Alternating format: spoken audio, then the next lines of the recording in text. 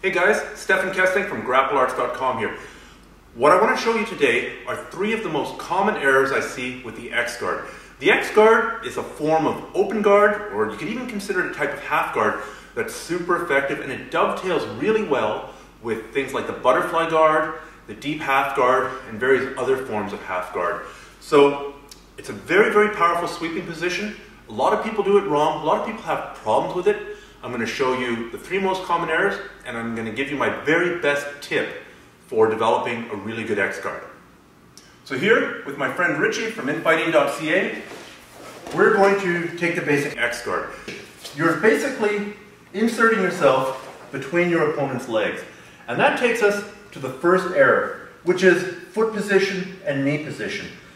It really matters where your feet and your knees go. Your top leg goes in his hip. Your bottom leg goes behind his knee. My ankles form an X. You can also see how my knees are flared out to the side. If I have my knees pointing up at the ceiling, it's really easy for Richie to get off this hook and pass my guard. If I'm here and my knees are flared out, it makes for a much harder time for him to escape because I've got really good control. So flare your knees out, have 1 foot in the hip, 1 foot behind the knee. Now the next mistake, let's spin a little bit more here, is to have his foot down in the crook of your elbow. A lot of people do this. And you see, his knees are fairly close together.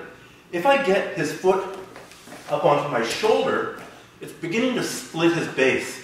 And he's much more unstable. How do I do that? Let's say I end up here with the foot in the crook of the elbow. My favorite way is to grab my hands together, and then I'm going to punch up to the ceiling, like this. If there's too much weight on this foot, go back please. If there's too much weight on this foot, he's a big guy, I kick him away. That makes this foot lighter. It's easy to get this up on the shoulder. Now I keep it up on the shoulder. The third mistake is not off-balancing him. We're here. This is a great position. I should be stretching him out. He should be worried about staying upright. I should be moving him backwards, moving him forwards, pushing him away, pulling him close to me. It should be a dynamic position. He should be continuously off balance and worried about falling. When you're doing that, then it makes it really easy to actually do the sweep. And this takes us to the concept that the X-Guard isn't really a guard if you look at it. It's about 50 or 80% of the way through a sweep. By the time you get to the X-Guard, you should be thinking to yourself, not, oh, here I am, great, I'm going to hang out here. No, you should be thinking, sweep the guy, sweep the guy, sweep the guy. I did all the hard work to get here, now I'm going to finish him off. Now I'm going to take him down. Well, there's even a few submissions you can do from the X-Guard. Come back here, Richie, please. Now my number 1 tip for the X-Guard is to do this drill. Too many people worry about how to get into the X-Guard.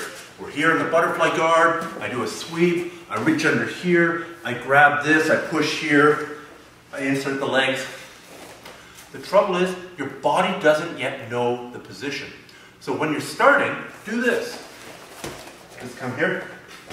Don't worry about an entry.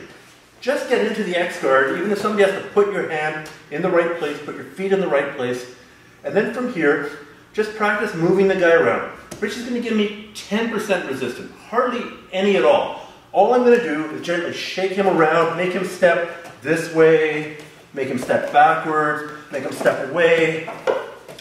What I'm doing here is I'm teaching myself basic off-balancing, and also it makes my body feel that this is normal. This is a normal position. Then, once your body has learned the basics, the basic position, when you have some fancy entry, it already knows where the final point is, what the destination is.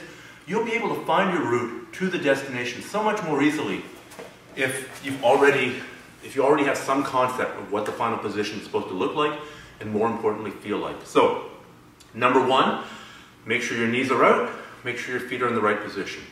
Number 2, don't have his heel in the crook of your arm, have it up on the shoulder. This stretches him out.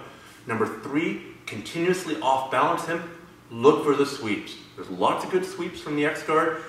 Basically, you should be 80% of the way to being on top. And then the bonus training tip is to, before you learn the entries into the X guard and the finishes to the X guard, just put them in there and shake them around. And it may not seem like you're doing a lot, but you're really teaching your body the final position, and it'll really make learning the X guard 10 times easier.